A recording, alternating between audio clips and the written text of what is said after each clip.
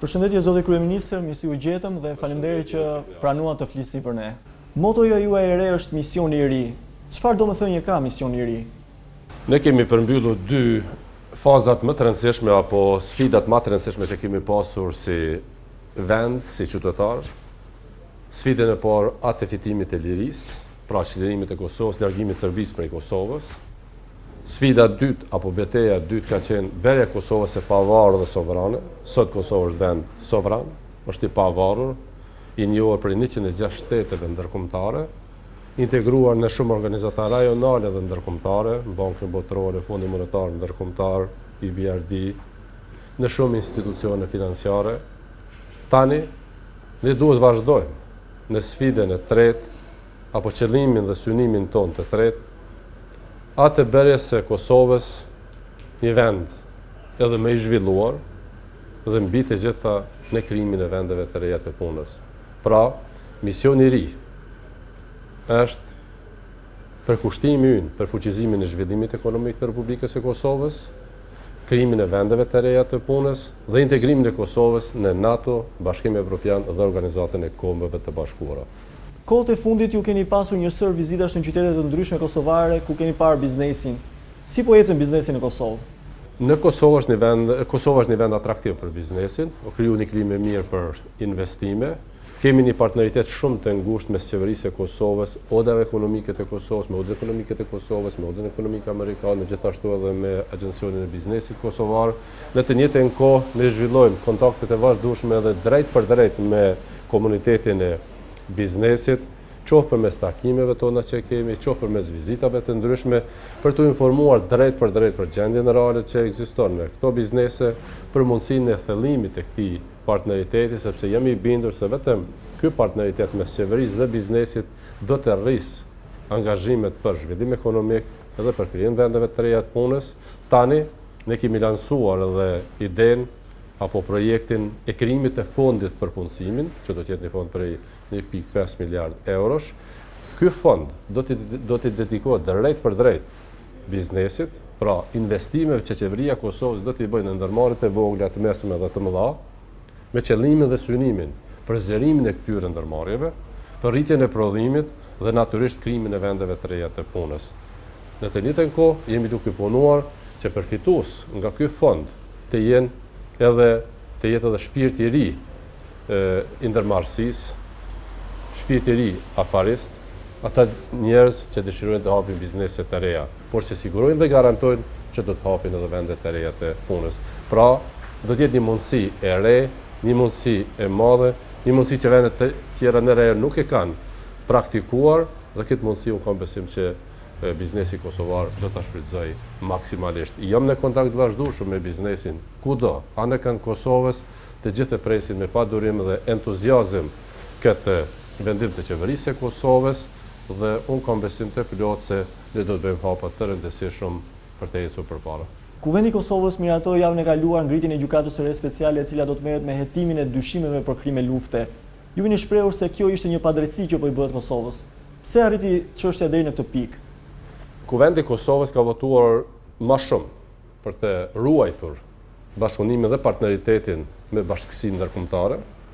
Kuvendi i Kosovës ka votuar sepse i beson Shteteve të Bashkuara të Amerikës, Bashkimit Evropian dhe NATO-s, mbi të gjitha i beson Shteteve të Bashkuara të Amerikës. Unë edhe në fjalimin tim drejtuar deputetëve dhe qytetarëve të Kosovës e kam potencuar dhe ritheksoj edhe sot. Është një padrejtësi ndaj shtetit Kosovës, sepse gjërat e tilla nuk kanë ndodhur as në Bosnë, as në Kroaci dhe as kundër Serbisë, por ne nuk i friksohemi drejtësisë, nuk kemi asgjë për të fshehur, prandaj edhe kemi votuar që të formohet ajo gjykatë e veçantë me ligjet dhe jurisdiksionin e Kosovës. Populli i Kosovës ka zhvilluar luftë të drejtë, të pastër dhe të ndershme. Ushtria Shtetërore e Kosovës ka respektuar gjitha standardet ndërkombëtare. Akuza dhe shpifjet e tilla kanë ndodhur edhe më herët ndaj leadershipit të Ushtrisë Shtetërore të Kosovës, zotit Haradinaj, zotit Limaj, por edhe në Hag ka fituar drejtësia mbi shpifjen, intrigën dhe prapaskenat e ndryshme, por dua të potencoj se askush me asnjë gjykat nuk do të mund ta rishkruaj historinë e Kosovës, historinë e rajonit. Kosova ka fituar betejën, e ka fituar pastër në një bashkëpunim të ngushtë me Shtetet e Bashkuara të Amerikës, Bashkimin Evropian dhe NATO-n. Pra, ka qenë një kërkesë e bashkësisë ndërkombëtare pa drejt në raport me institucionet e Kosovës, po për hir të bashkëpunimit me botën perëndimore, edhe këtë sfidë mund të themi e kemi gëlltitur që të shikojmë për të ardhmen e shtetit tonë. Rivalit tuaj politik si Albin Kurti ngren pikpyetje nëse ju do të jeni pjesë e hetimit të gjykatës së re speciale apo jo. Ju jeni një zyrtar i lartë politik në Kosovë. Nëse marrim një rast hipotetik që ju vjen një fletë thirrje nga gjykata e re speciale, ju do t'i përgjigjeni? Zoti Kurti nuk është ndonjë rival i imi, ndërsa në anën tjetër të gjithë ushtarët e ushtrisë shqiptare të Kosovës, të gjithë njerëzit bartës të përpjekjeve për liri, kanë zhvilluar luftë të drejtë, kanë zhvilluar luftën për lirinë e vendit të vet. Dhe ajo është krenaria më e madhe që ndjej në jetën time. Dhe sikur të kisha edhe shumë jetëra tjera, nuk do ndryshoja për asgjë në angazhimet e mia jetësore për lirinë dhe pavarësinë e Kosovës. Kosova njihet sot nga shumë shtete, është bërë një punë e mirë e diplomacisë kosovare në këtë pikë, por për të arritur 2/3 e vendeve anëtare në OKB që shërbejnë për anëtarësimin e Kosovës në organizata ndryshme ndërkombëtare, duhet ende punë. Çfarë po bën diplomacia kosovare për njohjen e shtetit të ri? Ne kemi fituar 106 njohje ndërkombëtare, njohje do të rriten edhe në të ardhmen, jemi duke bashkëpunuar ngushtë edhe me gjithë miqtë ndërkombëtar, gjithashtu diplomacia shqiptare është duke ndihmuar kudo që ka hapësirë dhe mundësi, kështu që jo me shpresë dhe optimizëm që njohje do të rriten. Kthehemi në çështjet e brendshme të Kosovës. Në raportin vjetor të Transparency International për indeksin e perceptimit të korrupsionit për vitin 2013, Kosova renditet në vendin e 111 në botë. Edhe sipas Departamentit Amerikan të Shtetit thuhet se ka pasur përhapje të gjerë të perceptimit publik mbi depërtimin e korrupsionit qeveritar. Çfarë po bën qeveria për luftimin e korrupsionit në këtë aspekt? Vlerësoj se Kosova është shembull në rajon për luftë kundër korrupsionit, krimit të organizuar dhe fenomene negative. Ne kemi pasur fat që drejtësia në Kosovë tash e 15 vite është udhëhequr prej bashkisë ndërkombëtare, një herë prej organizatës së Kombëve të Bashkuara, pastaj edhe prej misionit të Renit dhe Ligjit, misionit të Bashkimit Evropian. Tash kemi arritur një bashkëpunim të avancuar dhe tash gradualisht institucionet e Kosovës po marrin përgjegjësitë dhe ekzekutive. Kosova ka treguar shembullin më të mirë të luftës kundër këtyre fenomeneve negative. Një betejë e tillë do të vazhdojë të ardhmen, jemi bindur që këtë betejë do ta fitojmë. Do ta fitojmë bashkërisht, por në të njëjtën kohë theksoj se Kosova pjesë e këtij rajoni që ka dalur nga luftat të ndryshme e përcjellur me fenomene me ekstreme negative. Zgjedhjet e përgjithshme në Kosovë po afrojnë. Çfarë ndikimi mendojnë se do të ketë largimi nga PDK i dy ish bashkëpunëtorët tuaj të ngushtë, Limaj dhe Krasniqi? Partia Demokratike e Kosovës do të shënojë fitore të thellë dhe bindëse. Partia Demokratike e Kosovës çdo ditë është duke u zgjeruar dhe masovizuar. Kemi një mbështetje entuziaste të qytetarëve të vendit. Pronari i Partisë Demokratike të Kosovës është vetë elektorati i Partisë Demokratike të Kosovës. Sot PDK ka tejkaluar kornizat e ngushta partijake, më tepër është një lëvizje qytetare, sidomos është një mbështetje shumë e fuqishme e misionit 3, që do ta udhëheq personalisht tonë së bashku me gjithë ato vajza dhe djem 3 të Partisë Demokratike të Kosovës, që janë shkolluar në botën perëndimore, por që kanë sjellur përvojën, dijen, idetë, eksperiencën e tyre në Republikën e Kosovës, prandaj mbi petkun partijak personal të çdo kuj do del ideja perëndimore e vajzave dhe djemve të Partisë Demokratike të Kosovës, të qytetarëve të Kosovës, të shoqërisë civile që po i bashkangjiten Partisë Demokratike të Kosovës dhe gjithë atyre njerëzve dashamirës dhe mbështetës fuqishëm të Partisë Demokratike të Kosovës. A mendojnë se do të ketë ndikim largimi i Limajt dhe Krasniqit? Unë mund të them se Partia Demokratike e Kosovës nuk është ndonjë parti që është mbarë prej individit, por mbarë drejt për drejt nga programi, qëllimi, vizioni. Sot, Partia Demokratike e Kosovës është vetmja parti që ka leadership qëndrueshëm, që ka leadership që din dhe mundet ta udhëheqë vendin dhe që ka program, qëllim, vizion, që ka misionin e ri të qartë dhe që ka një mbështetje të gjerë qytetare, për dallim nga parti tjera që nuk kanë as lider, nuk kanë as ide, me përjashtim të vullnetit që dëshirojnë të jenë ose kryeministra ose të jenë fitues të zgjedhjeve, por fituesi nuk e përcakton dëshira e një kryesie të një partie apo të një lideri të përkohshëm të që është udhëheqës ndonjë partie, por e përcakton vullneti i qytetarëve të Kosovës. Dhe ky vullnet është në anën e Partisë Demokratike të Kosovës, është në anën e qeverisjes së mirë, të rendit dhe ligjit, të luftës kundër korrupsionit. Unë kam ofruar dhe mundësinë që të arrijmë një marrëveshje apo një kod, kuptimin e të pastrimit të skenës politike, një kod të listës zgjedhore për gjitha partitë politike, që të mos kemi në lista zgjedhore asnjë individ që është nënhetime për korrupsion dhe krim të organizuar, që është i akuzuar për korrupsion, krim të organizuar apo dukuri tjera negative. Dhe mund të them se edhe pse jemi partia qeverisëse, përsëri partitë opozitare hezitojnë që të kenë lista të pastra, lista që ofrohet qytetarëve për qeverisje të mirë. E pa lista të pastra për kandidat për deputet nuk mund të kesh as qeverisje të mirë. Pra ne do të vazhdojmë betejën tonë për qeverisje të mirë e në të njëjtën kohë dhe luftën e ashpër kundër korrupsionit dhe krimit të organizuar. Ju keni një kohë relativisht të gjatë në qeverisje dhe zakonisht pushteti e konsumon një qeverisje dhe një lider. Përse do duhet që t'ju besojnë sërish qytetarët e Kosovës? Qytetarët e Kosovës janë duke vlerësuar punën e mirë që është bërë.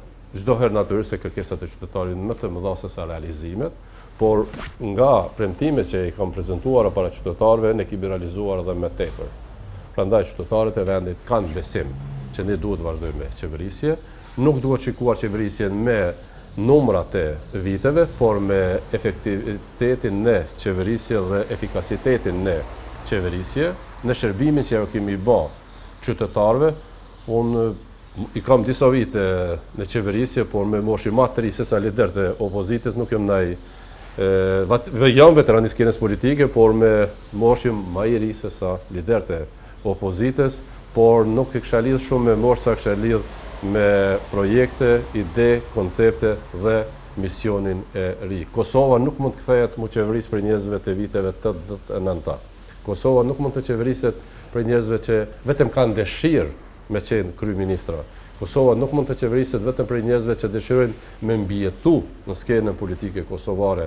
Unë kam filluar edhe tash me misionin e ri mbi bazën e qeverisjes së mirë që kemi ndërtuar në këto vite. Prandaj jo me bindje të plot, me siguri të plot se Partia Demokratike e Kosovës do të jetë fituese e zgjedhjeve 2014, një fituese bindse, por mbi të gjitha fitues do jenë qytetarët e Republikës së Kosovës. Këtë shpirt fitues unë e shoh kudo, e shoh te rinia, te studentët, e shoh te mësuesit, e shoh te arsimtarët, e shoh te punëtorët universitar, e shoh te veteranët, e shoh te familjet e dëshmorëve, te invalidët, te pensionistët, e shoh kudo dhe anë kënd Republikës së Kosovës dhe të gjitha gjeneratat e qytetarëve kosovar. A do të jepni ndërheqje nga drejtimi i PDK-s nëse do të humbi një zgjedhje? Partia Demokratike e Kosovës do të jetë fituese dhe do të vazhdojë me qeverisje. Por nëse humbi? Nuk do të ndodhë humbje, do të ndodhë vetëm fitor dhe është gjë e sigurt. Sa po zbatohet në veri marrëveshja e Brukselit? Marrëveshja e Brukselit është duke u implementuar. Ne me marrëveshjen e Brukselit e kemi shpëtuar pa u ndarë Kosova, e kemi shu ëndrë një herë përgjithmonë të Serbisë për ndarjet e Kosovës apo krijimin ndonjë autonomie apo ndonjë modele të Republika Srpskës. Tash janë funksionale dhe pikat 1 dhe 31 pika doganore mes shtetit Kosovës dhe Serbisë. Kemi organizuar zgjedhjet e para lokale sipas ligjeve të Kosovës edhe në veri, pra sipas ligjeve dhe kushtetutave të Kosovës. Tash kemi leadershipin atje të zgjedhur nga qytetarët me ligjet e Kosovës, mendoj se ky është sukses i madh. Në të njëjtën kohë komuniteti serb është integruar në policinë e Kosovës për të punuar me ligjet e Kosovës, ndërsa tash duhet të vazhdojmë me sistemin e drejtësisë. Progres po ndodh, por ende ka punë për të bërë. Opozita ju akuzon për lëshime të tepërta në marrëveshjen me Serbinë dhe se pakti po i shërben integrimit të Beogradit dhe jo Kosovës. Si i komentoni këto akuza? Unë nuk desha të merrem me deklarata ditore elektorale, falenderoj liderët e opozitës dhe deputetët e opozitës që e kanë votuar marrëveshjen e Brukselit me 2/3 në Kuvendin e Republikës së Kosovës dhe kanë besuar atij vullneti, i kanë besuar atyre vendime që ka marrë në Bruksel dhe kam sjellur në Kuvendin e Kosovës. Gjithçka sipas ligjeve të Kosovës, sipas kushtetutës së Kosovës dhe ka qenë një mbështetje e gjerë e gjithë spektrit politik kosovar. Dhe diçka të fundit, në janar u mbajt në prizim mbledhja e përbashkët e dy qeverive shqiptare, asaj të Shqipërisë dhe asaj të Kosovës. Cilat janë nismat konkrete të bashkëpunimit? Kujtojmë këtu që arti, kultura, sporti, media e kanë arritur bashkimin e Shqipërisë me Kosovën, por çfarë po bën konkretisht qeveria e Prishtinës dhe ajo e Tiranës për bashkimin tregtar dhe ndoshta njësimin e arsimit mes Shqipërisë dhe Kosovës?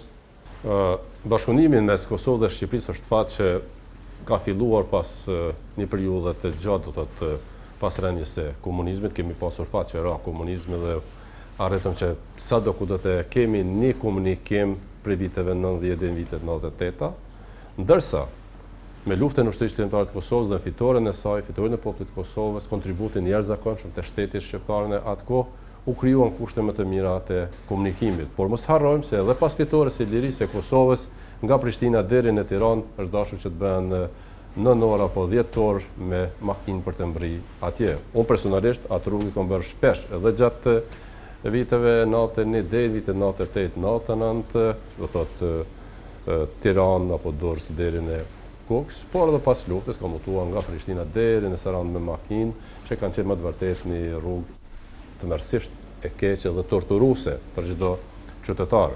Por pas fitores së luftës ne arritëm të intensifikojmë komunikimin ton, të intensifikojmë angazhimet tona institucionale dhe arritëm që në projekte që kishëm të përbashkëta të fillojmë edhe infrastrukturën më moderne në rajon. Unë dëshiroj të falenderoj edhe kryeministrin Berisha për fillimin dhe përfundimin e autostradës nga Tirana deri në Koks, edhe pastaj që u krijua edhe mundësia që edhe ne të përmbyllëm autostradën deri në Prishtinë. Mendoj se ky ka qenë pas fitores së lirisë të Kosovës, ky hapi tjetër më i rëndësishëm që ka ndodhur në komunikimin Prishtinë-Tiranë. Ndërsa për të vazhduar edhe tash në një intensifikim të raporteve ndërqeveritare me kryeministrin Rama, tash kemi një intensifikim më të shpeshtë, me rezultativ dhe më konkret në bashkëpunimet ndërministrore që i përmendet edhe ju.